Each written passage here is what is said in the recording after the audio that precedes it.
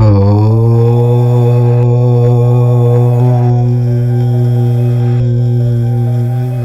Friends, welcome to our channel.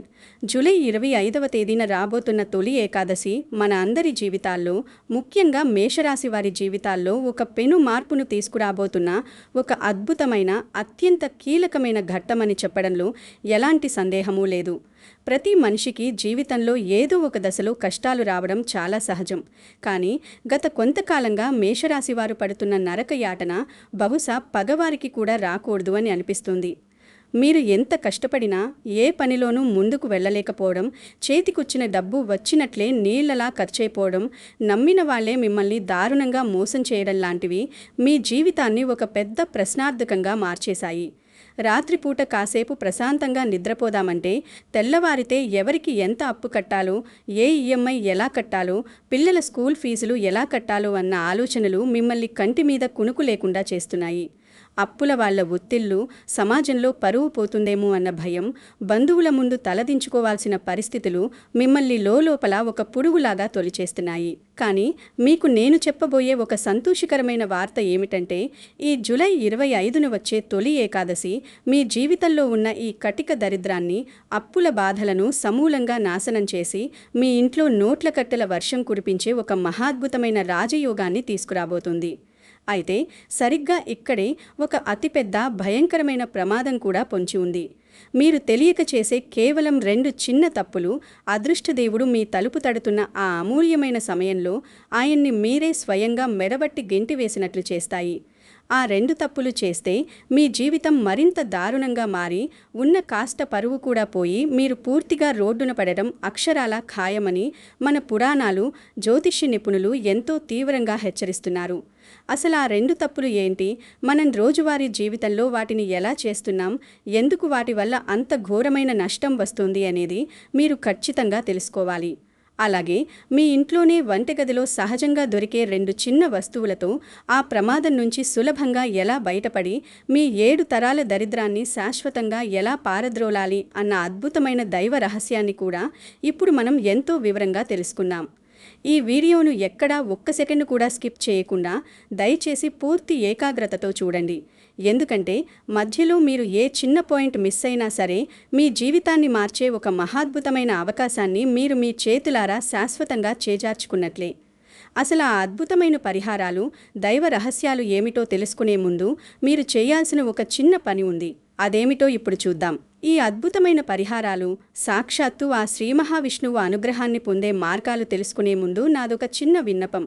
ఇలాంటి మరెన్నో అద్భుతమైన ఆధ్యాత్మిక విషయాలు, మీ జీవితాన్ని మూలాల నుంచి మార్చేగల జ్యోతిష్య పరిహారాలు, మీ కష్టాలను తీర్చే సులభమైన మార్గాలు మీరు మిస్ కాకుండా ఎప్పటికప్పుడు తెలుసుకోవాలంటే వెంటనే మన ఛానల్ని సబ్స్క్రైబ్ చేసుకోండి. పక్కనే ఉన్న గంట సింబల్ నొక్కడం ద్వారా మేము ఎంతో కష్టపడి మీకోసం అందించే ప్రతి వీడియో నేరుగా మీకే అందరికంటే ముందుగా చేరుతుంది. అలాగే ఈ వీడియోకి ఒక లైక్ చేసి మీలో ఉన్న స్వచ్ఛమైన భక్తిని అందరికీ చాటుకోండి. మీరు లైక్ చేయడం వల్ల ఈ వీడియో మరింత మంది కష్టాలలో ఉన్న వారికి చేరుతుంది. తద్వారా వారి జీవితాల్లో వెలుగులు నిండితే ఆ పుణ్యం పరోక్షంగా మీకే దక్కుతుంది. కామెంట్ సెక్షన్లో అపారమైన భక్తి శ్రద్ధలతో ఓం నమో నారాయణాయ అని రాయడం మాత్రం అస్సలు మరచిపోకండి. ఎందుకంటే ఆ నామస్మరణలో ఉన్న అద్భుతమైన శక్తికి అనంతమైన విశ్వాన్ని శాసించే సత్తా ఉంది. అంతేకాదు, మీ పేరు, మీ జన్మ నక్షత్రం మరియు మీరు ప్రస్తుతం ఎదుర్కొంటున్న ఏదైనా తీవ్రమైన సమస్యను కామెంట్స్లో వివరంగా తెలియజేయండి. ఆ శ్రీ మహావిష్ణువు ఆశీస్సులు మీకు తప్పక లభిస్తాయని, మీ కష్టాలన్నీ త్వరలోనే తీరిపోయి ఒక అద్భుతమైన పరిష్కారం మీకు దొరుకుతుందని మనస్ఫూర్తిగా ఆశిస్తున్నాము. ఈ వీడియోను మీ బంధుమిత్రులకు, కష్టాలలో ఉన్న మీ స్నేహితులకు కూడా షేర్ చేసి వారి జీవితాల్లో కూడా ఆధ్యాత్మిక వెలుగులు నింపే ఒక గొప్ప ప్రయత్నం చేయండి. మన ధర్మం ప్రకారం 10 మందికి మంచి విషయాన్ని పంచడం కూడా ఒక గొప్ప దానమే. చాలామంది జీవితంలో ఇదే పొరపాటు చేస్తున్నారు. దేవుడి గురించి, పండుగల గురించి పైపైన తెలుసుకుని అసలు వాటి వెనుక ఉన్న నిజమైన అర్థాన్ని, శక్తిని వదిలేస్తున్నారు. అసలు ఈ తొలి ఏకాదశికి మన భారతీయ సనాతన ధర్మంలో ఎందుకంత ప్రాముఖ్యత ఉందో మనం ముందుగా మనస్ఫూర్తిగా అర్థం చేసుకోవాలి. ఆషాఢమాసంలో వచ్చే శుక్లపక్ష ఏకాదశిని మనం తొలి ఏకాదశి లేదా శయన ఏకాదశి అని ఎంతో భక్తిభావంతో, నియమనిష్టలతో పిలుస్తాం. ఈ పవిత్రమైన రోజున సృష్టి స్థితి లయకారుడైన సాక్షాత్తు ఆ శ్రీ మహావిష్ణువు క్షీరసాగరంలో ఆదిశేషునిపై పవడించి 4 నెలల పాటు సుదీర్ఘమైన యోగ నిద్రలోకి వెళ్తాడు. దేవాదిదేవుడి యోగనిద్రకు ఉపక్రమించే ఈ అద్భుతమైన సమయం ఈ భూమండలంపై ఎన్నో అనంతమైన కంటికి కనిపించని సానుకూల శక్తులను, ప్రకంపనలను విడుదల చేస్తుంది. ఆ శక్తులు మన చుట్టూ ఉన్న గాలిలో, వాతావరణంలో కలగలిపి ఉంటాయి. ఏడాదిలో వచ్చే 24 ఏకాదశులలోకెల్లా ఈ తొలి ఏకాదశికి ఉన్న మహిమ, శక్తి అంతా ఇంతా కాదు. ఈ రోజున మనం చేసే ఒక చిన్న భక్తి కార్యమైనా సరే, ఒక చిన్న దానమైనా సరే అనంతమైన పుణ్యఫలాన్ని 100 రెట్లు పెంచి ఇస్తుందని వేద పండితులు గట్టిగా చెబుతారు. విష్ణుమూర్తి అనుగ్రహం పొందడానికి, లక్ష్మీదేవి కటాక్షం సాధించి ఇంట్లో అష్టైశ్వర్యాలు నిలుపుకోవడానికి ఇంతకంటే గొప్ప ముహూర్తం మరొకటి ఈ భూమి మీద దొరకదు. ఉపవాసం ఉండే నిష్ఠగా ఆ భగవంతుడి నామాన్ని స్మరిస్తూ తమ శక్తి కొలది పేదవారికి దానం చేస్తే జన్మజన్మల పాపాలు, అరిష్టాలు కాలిపోయి పుణ్యఫలాలు సిద్ధిస్తాయని భక్తుల ప్రగాఢ విశ్వాసం. ఈ రోజున ఉపవాసం చెయ్యడం వల్ల కేవలం ఆధ్యాత్మికంగానే కాదు, ఆరోగ్యపరంగా కూడా మన శరీరంలో ఎన్నో మార్పులు వస్తాయి. మన శరీరంలో పేరుకుపోయిన విషతుల్యాలన్నీ బయటకు పోయి ఒక కొత్త శక్తి వస్తుంది. ఇలాంటి ఎంతో శక్తివంతమైన రోజున గ్రహాల సంచారం కూడా ఒక అరుదైన మహాద్భుతమైన స్థితికి చేరుకుంటోంది. ఈ గ్రహాల మార్పు కేవలం భూమి మీద వాతావరణాన్ని మాత్రమే కాదు, మనుషుల తలరాతలను సైతం రాత్రికి రాత్రే మార్చేయగలదు. ముఖ్యంగా కొన్ని రాసుల వారికి ఈ గ్రహాల కలయిక ఒక వరంలా మారబోతోంది. అందులో మేషరాశి వారి పరిస్థితి ఎలా ఉండబోతోంది అనేది ఇప్పుడు మనం తెలుసుకోబోయే అత్యంత ముఖ్యమైన విషయం. మీరు ఒకవేళ మేషరాశి వారు కాకపోయినా సరే ఈ విషయాలు మీ స్నేహితుల్లో, బంధువుల్లో ఎవరికైనా ఖచ్చితంగా ఉపయోగపడతాయి. ముఖ్యంగా మేషరాశి వారి విషయానికి వస్తే ప్రస్తుత గ్రహగతులు వారి జీవితంలో ఒక పెద్ద కుదుపును, అలాగే ఒక గొప్ప అవకాశాన్ని ఏకకాలంలో తీసుకువస్తున్నాయి. మేషరాశికి అధిపతి అయిన కుజుడు స్వతహాగా ఎంతో శక్తివంతమైన దూకుడు స్వభావం కలిగిన గ్రహం. కానీ ప్రస్తుతమున్న రాహుకేతువుల ప్రభావం మరియు ఇతర గ్రహాల స్థితుల వల్ల ఈ రాశివారికి గత కొన్ని నెలలుగా ఎన్నో రకాల ఊహించని ఆటంకాలను సృష్టిస్తున్నాడు. మీరు గమనించే ఉంటారు, మీ జీవితంలో గత కొంతకాలంగా మీరు ఎంత నిజాయితీగా కష్టపడినా, ఆఫీస్లో పగలు రాత్రి తేడా లేకుండా పనిచేసినా సరైన గుర్తింపు గాని, ఫలితం గాని దక్కకపోవడం మిమ్మల్ని మానసికంగా ఎంతగానో కుంగదీస్తోంది. ఏ పని మొదలుపెట్టినా సగంలోనే ఆగిపోవడం, ఎవరైనా సాయం చేస్తారని ఆశపడితే వాళ్ళు చివరలో చేతులెత్తేయడం మీకు బాగా అలవాటైపోయింది.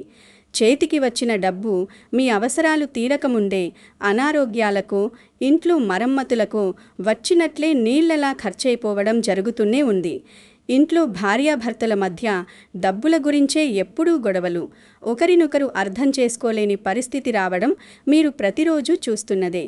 చివరిలో చెప్పబోయే పరిహారం మాత్రం అస్సలు మిస్ అవ్వకండి. ఎందుకంటే ఉద్యోగస్తులైతే ఆఫీస్లో పై అధికారుల నుంచి విపరీతమైన ఒత్తిడి, ప్రమోషన్లు రాకపోవడం, సహోద్యోగుల కుట్రలకు బలవ్వడం వంటివి ఎదుర్కొంటున్నారు. వ్యాపారస్తులైతే పెట్టిన పెట్టుబడికి కనీస వడ్డీ కూడా రాక, కస్టమర్లు లేక, దుకాణం అద్దెలు కూడా కట్టలేక, పోటీదారుల దెబ్బకు రాత్రింబవళ్లు సతమతమవుతున్నారు. అన్నిటికీ మించి అత్యవసర పరిస్థితిలో కుటుంబం కోసం చేసిన అప్పులు ఇప్పుడు కుండలా మారి మిమ్మల్ని రాత్రిపూట ప్రశాంతంగా కంటి నిండా నిద్రపోనివ్వడం లేదు. ఎవరైనా కొత్త నంబర్ నుంచి ఫోన్ చేస్తే అప్పుల వాళ్లేమోనన్న భయం మిమ్మల్ని వెంటాడుతోంది. బంధువుల ఇళ్లకు శుభకార్యాలకు వెళ్లాలంటే చేతిలో డబ్బులు లేక వాళ్ళు ఏమైనా అడుగుతారేమోనని మొహం చాటేస్తున్నారు. ఆరోగ్యం విషయంలో కూడా నడుం నొప్పి, కీళ్ల నొప్పులు లేదా ఏదో ఒక చిన్నపాటి అనారోగ్యం మిమ్మల్ని పదే పదే హాస్పిటల్స్ చుట్టూ తిప్పుతూ మానసికంగా వేధిస్తూనే ఉంటుంది. ఇలాంటి దారుణమైన పరిస్థితిలో ఉన్న మీకు ఆ భగవంతుడు చూపించిన దారి ఈ తొలి ఏకాదశి. ఈ జూలై 25న వచ్చే తొలి ఏకాదశి మేషరాశి వారికి ఒక సంజీవని లాంటిది అని చెప్పచ్చు. ఈ రోజున జరిగి అరుదైన గ్రహాల మార్పు వల్ల మీ జాతకంలో ఉన్న ప్రతికూల శక్తులన్నీ పూర్తిగా తొలగిపోయి అద్భుతమైన రాజయోగం పట్టే అవకాశాలు మెండుగా ఉన్నాయి. ఎక్కడైతే మీరు అవమానించబడ్డారో అక్కడే మీరు తలెత్తుకుని తిరిగేలా గ్రహాలు మీకు అనుకూలిస్తున్నాయి. మీ ఆగిపోయిన పనులన్నీ ఒక కులిక్కి వచ్చే సమయం ఆసన్నమైంది. మీరు ఎవరికైతే అప్పులు కట్టాలో వాళ్ళకి ధైర్యంగా డబ్బులు తిరిగి ఇచ్చే స్థాయికి మీరు ఎదుగుతారు. అయితే ఆ అదృష్టాన్ని పట్టుకోవాలంటే మీరు చాలా అప్రమత్తంగా ఉండాలి. దేవుడు వరాన్నిచ్చినప్పుడు దాన్ని కాపాడుకునే బాధ్యత మన మీదే ఉంటుంది. ఇక్కడే చాలామంది తెలియక ఒక పెద్ద తప్పు చేస్తున్నారు. ఆ తప్పు వల్ల చేతిదాకా వచ్చిన అదృష్టం చేజారిపోతుంది. నోటికాడ బుక్క కింద పడిపోయినట్లుగా మీ జీవితం మళ్ళీ మొదటికి వస్తుంది. అసలు ఆ మొదటి తప్పు ఏమిటో ఇప్పుడు మనం తెలుసుకుందాం. ఈ చిన్న విషయమే చాలామందికి తెలియదు. అదృష్టం మీ తలుపు తడుతున్న ఈ అత్యంత కీలకమైన సమయంలో సాక్షాత్తు ఆ శ్రీ మహావిష్ణువు అనుగ్రహం మీపై కురవడానికి సిద్ధంగా ఉన్న తరుణంలో మీకు తెలియకుండానే మీరు చేసే 2 పొరపాట్లు ఆ లక్ష్మీదేవిని మీ గడప దాటి లోపలికి రాకుండా వెనక్కి పంపేస్తాయి. మేషరాశివారు స్వతహాగా కొంచెం కోపిష్ఠులు. ఏ విషయాన్నైనా ముఖం మీద సూటిగా చెప్పే మనస్తత్వం కలవారు. మనసులో ఒకటి పెట్టుకుని బయట ఒకటి మాట్లాడటం వీరికి చేత కాదు. అలాగే కొంచెం తొందరపాటు స్వభావం కలవారు కూడా. ఈ తొలి ఏకాదశి నాడు మీరు పొరపాటున కూడా చెయ్యకూడని మొదటి అతిపెద్ద తప్పు ఏమిటంటే ఎవరిపైనైనా సరే అనవసరంగా కోపపడడం లేదా అత్యంత కఠినంగా ఎదుటివారి మనసు ముక్కలయ్యేలా మాట్లాడడం. ఈ రోజున చాలామంది ఉపవాసం ఉన్నాం కదా అని ఆ నీరసంతో లేదా ఇంటి పనుల ఒత్తిడి వల్లో ఆఫీసు టెన్షన్ల వల్లో కుటుంబ సభ్యుల మీద విపరీతమైన చిరాకు పడుతుంటారు. ముఖ్యంగా ఇంట్లోని వృద్ధులైన తల్లిదండ్రుల మీద లేదా మీ ఎదుగుదల కోసం కష్టపడే జీవిత భాగస్వామి మీద నోరు పారేసుకుంటారు. ఏకాదశి నాడు ఎవరైతే కోపంతో రగిలిపోతారో, ఎవరైతే ఇతరుల మనసు నొప్పించేలా కఠినమైన పదాలు వాడుతారో వారింట్లోంచి శ్రీ మహావిష్ణువు తక్షణమే వెళ్ళిపోతాడని పురాణాలు ఘోషిస్తున్నాయి. కోపమనేది సాక్షాత్తు దరిద్ర దేవతకు ప్రతిరూపమని మన పెద్దలు ఎప్పటి నుంచో చెబుతారు. ఆ పవిత్రమైన రోజున మీరు ఎంత కోపాన్ని ప్రదర్శిస్తే, ఎంత గట్టిగా అరుస్తే అంతటి భయంకరమైన దరిద్రం మీ ఇంట్లోకి శాశ్వతంగా అడుగుపెడుతుంది. ఇంట్లో ప్రశాంతత ఉంటేనే దేవుడుంటాడు. అరుపులు కేకలు ఉన్నచోట దెయ్యాలు భూతాలు తిరుగుతాయని అంటారు కదా, అది అక్షరాల నిజం. ఒక చిన్న మాట జారితే దాన్ని మళ్ళీ వెనక్కి తీసుకోలేం. అలాగే ఇంట్లో ఉండే తులసి కోటను నిర్లక్ష్యం చేయడం కూడా ఈ మొదటి తప్పులోకి వస్తుంది. చాలామంది ఈ రోజుల్లో ఫ్లాట్స్లో ఉంటూ బాల్కనీలో ఒక చిన్న కుండీలో తులసి మొక్కను పెంచుకుంటారు. కానీ దాన్ని సరిగ్గా పట్టించుకోరు.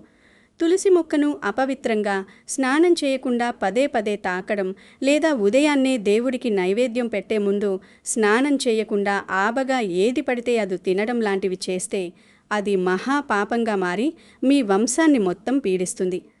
చాలామంది జీవితంలో ఇదే పొరపాటు చేస్తున్నారు.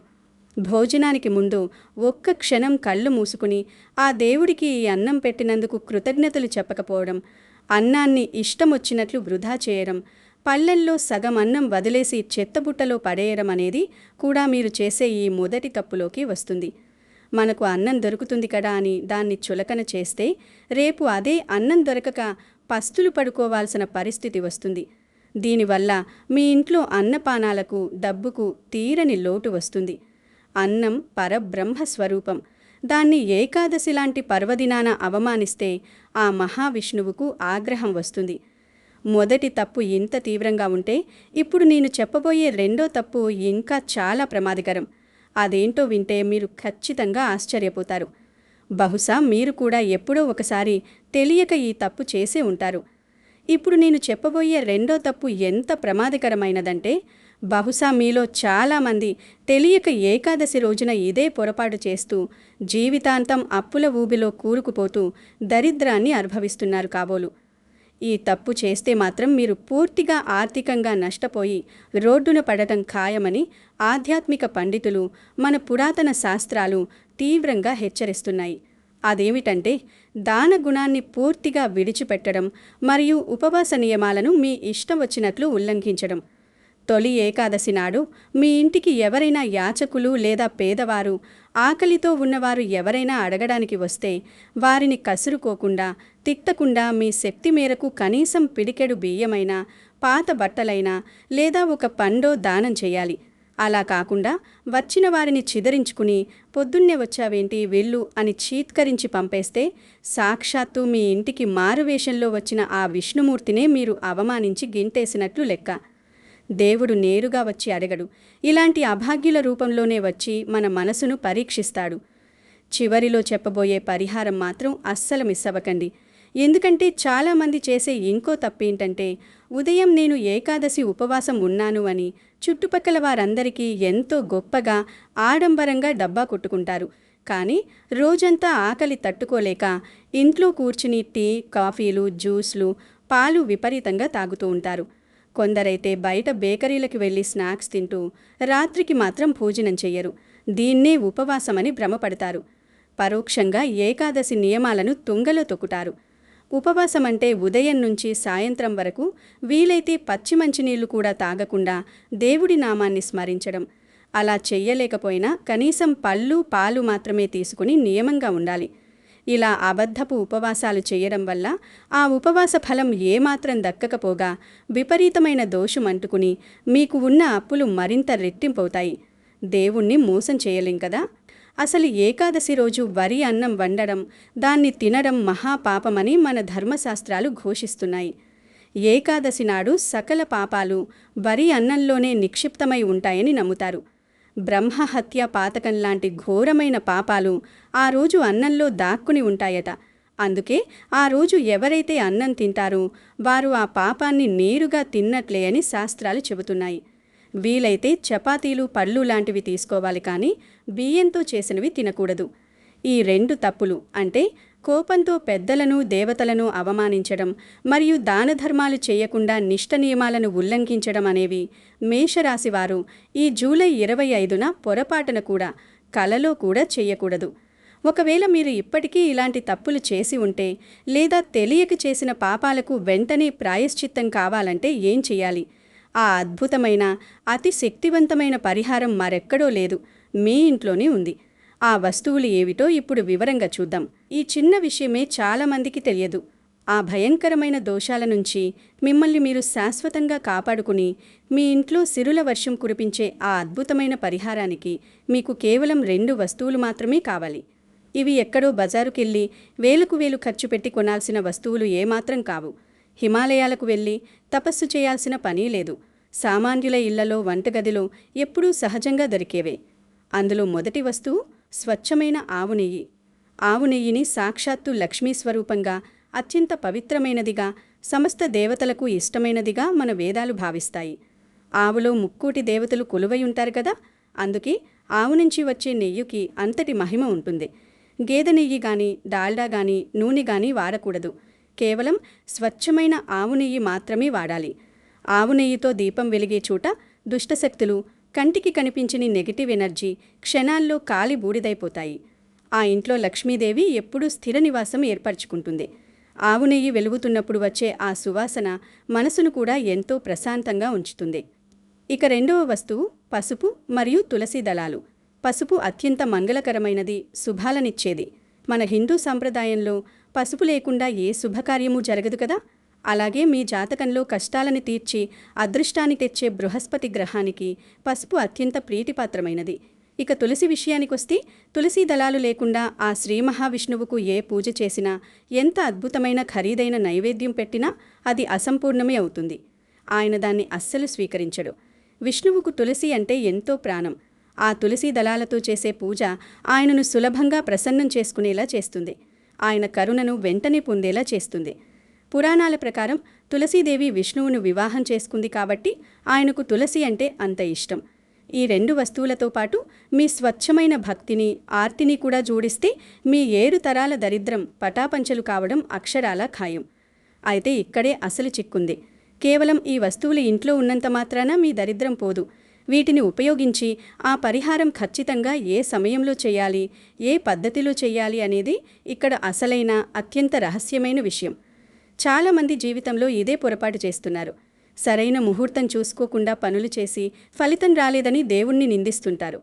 జూలై 25 తొలి ఏకాదశి నాడు ఉదయాన్నే సూర్యోదయానికి ముందే అంటే బ్రహ్మముహూర్తంలో ఖచ్చితంగా నిద్రలేవాలి.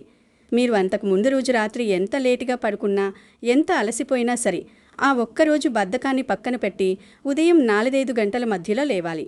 లేచిన వెంటనే ఎవరితోనూ మాట్లాడకుండా, మీ మొబైల్ ఫోన్ చూడకుండా, సోషల్ మీడియా తెరవకుండా ముందుగా మీ 2 చేతులను కళ్లకు అద్దుకొని చూసుకోవాలి. మీ అరచేతుల్లో లక్ష్మి, సరస్వతి, పార్వతీదేవులు ఉన్నారని స్మరించుకోవాలి. కరాగ్రే వసతే లక్ష్మి అనే శ్లోకాన్ని మనసులో అనుకోవాలి. ఆ తర్వాత మంచం మీద నుంచి నేల మీద పాదం మోపే ముందు మాతృభూమికి పాదాభివందనం చేసి, ఈ రోజంతా నా భారమంతా నీదే తల్లి అని భూదేవికి నమస్కరించుకోవాలి. ఆ తర్వాత వెంటనే కాలకృత్యాలు తీర్చుకుని తలస్నానం చేసి ఉతికిన శుభ్రమైన పసుపు లేదా తెలుపు రంగు దుస్తులు ధరించాలి. పాతవి, చిరిగిన మురికి బట్టలు ఎట్టి పరిస్థితుల్లోనూ వేసుకోకూడదు. ముఖ్యంగా నలుపు రంగు దుస్తులు ఈరోజు ముట్టుకోకూడదు. ఆ తర్వాత మీ ఇంట్లోని పూజా గదిని శుభ్రంగా కడిగి అలంకరించుకోవాలి. శ్రీ మహావిష్ణువు మరియు లక్ష్మీదేవి పటం ముందు ఒక చిన్న చెక్క పీట వేసి దానిపై కొద్దిగా పసుపు, కుంకుమలు రాసి బియ్యం పోయాలి. ఆ బియ్యం మీద ఒక మట్టి ప్రమిద లేదా ఇత్తడి దీపపు కుండను ఉంచి అందులో మనం ముందుగా చెప్పుకున్న స్వచ్ఛమైన ఆవు నెయ్యిని నిండుగా నింపాలి.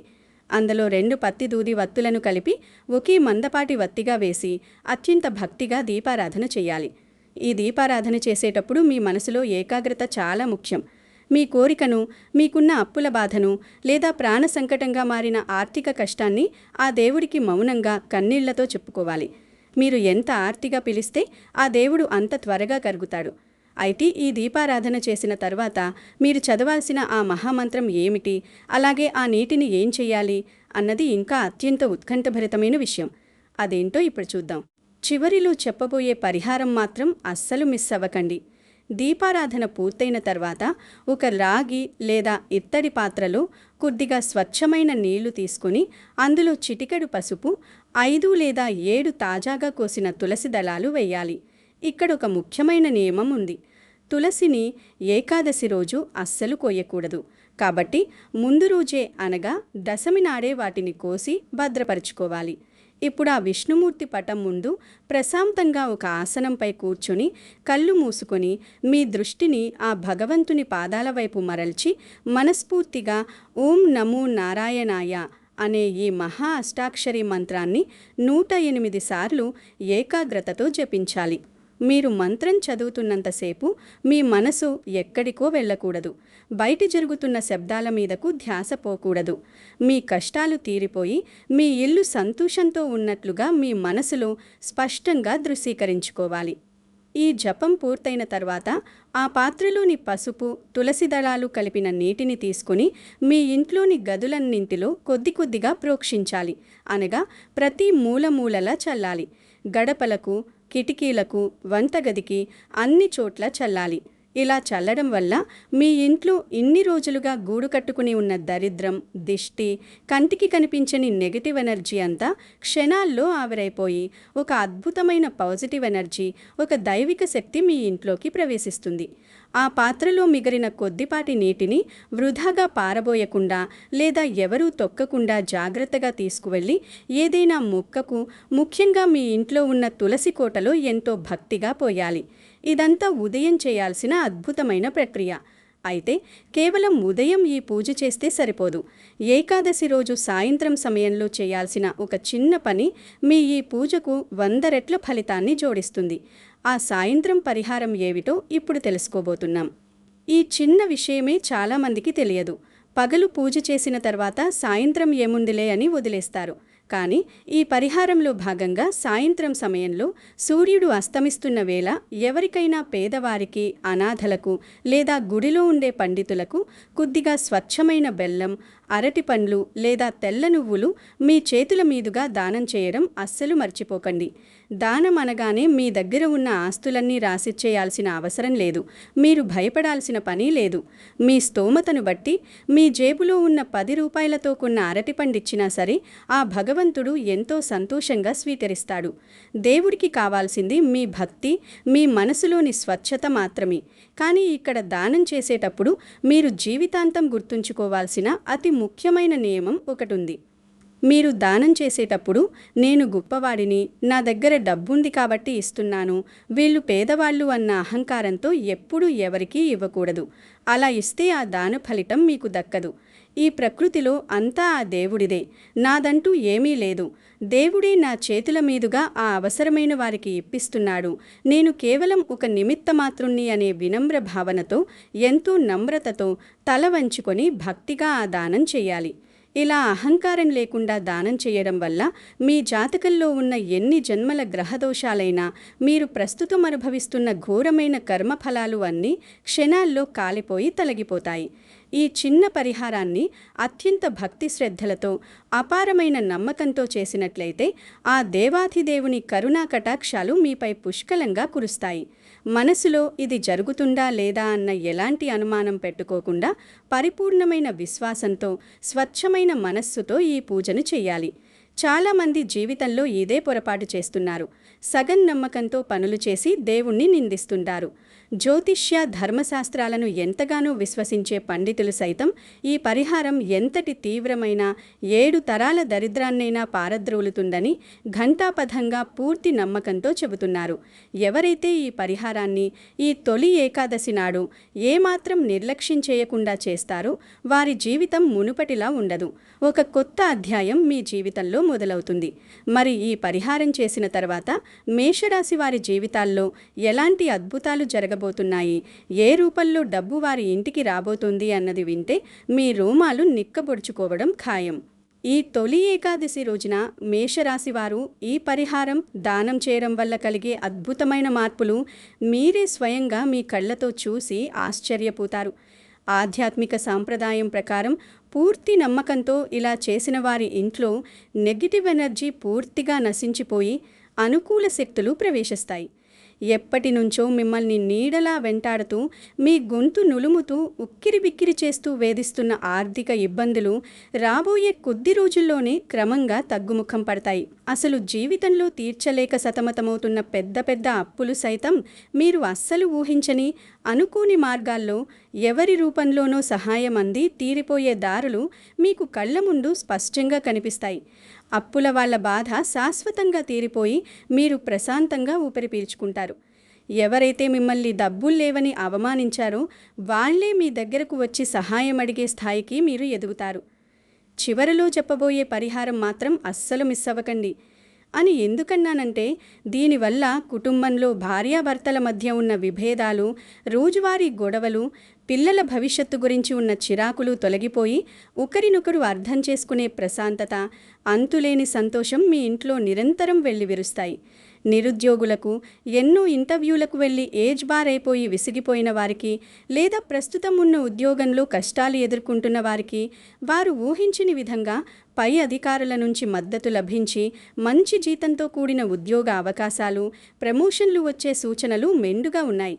ఇక వ్యాపారం చేసేవారికి ఆగిపోయిన పనులు, మధ్యలో నిలిచిపోయిన కాంట్రాక్టులు తిరిగి ప్రారంభమై కస్టమర్లు పెరిగి ఊహించని అద్భుతమైన లాభాలు గడించే అవకాశం పుష్కలంగా ఉంటుంది.